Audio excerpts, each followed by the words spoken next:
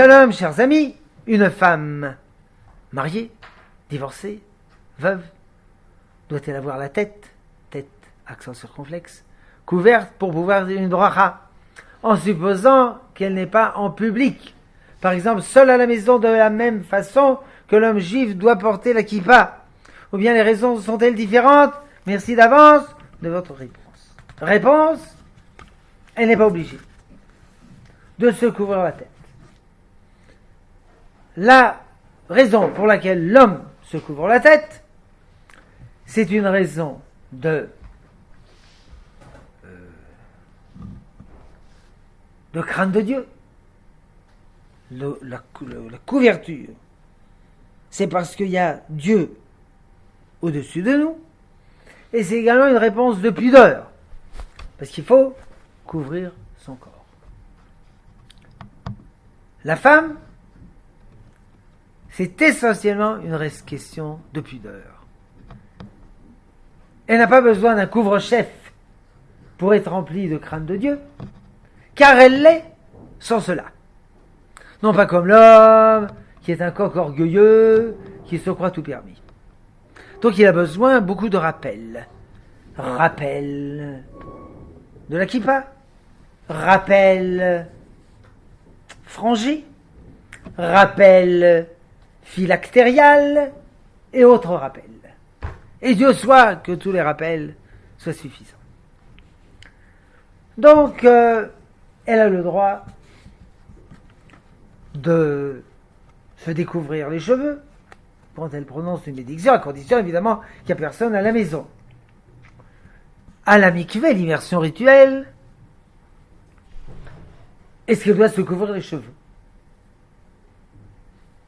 Controverse entre les décisionnaires ashkénazes ou séfarades, mais quoi qu'il en soit, même selon ceux qui prétendent, qui décident qu'elle doit se couvrir les cheveux, c'est une mesure supplémentaire.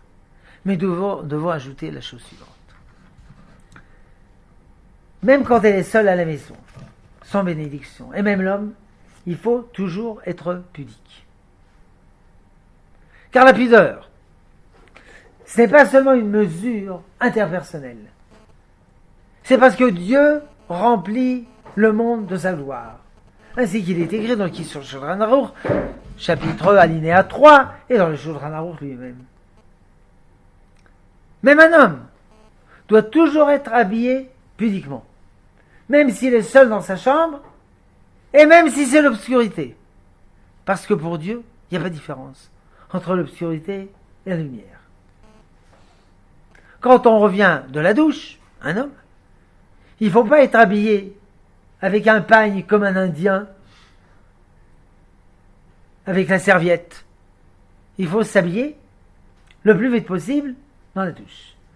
D'après le Mishnah Berurah, il faudrait même se vêtir de ses chaussettes sous la couverture pour ne pas être déchausseté, même un instant. Mais évidemment, en Eretz Israël, c'est également pudique d'aller sans chaussettes.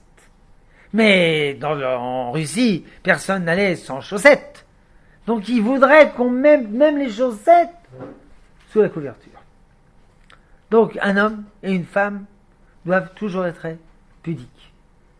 Et là où on doit se découvrir, comme dans la douche, ou dans les WC, ou quand on met son pyjama, il faut faire ça de la façon la plus rapide que ce soit, et la moins découverte que ce soit, car Dieu remplit le monde de sa splendeur. Shalom, chers amis. ערוץ מאיר, יהדות באהבה.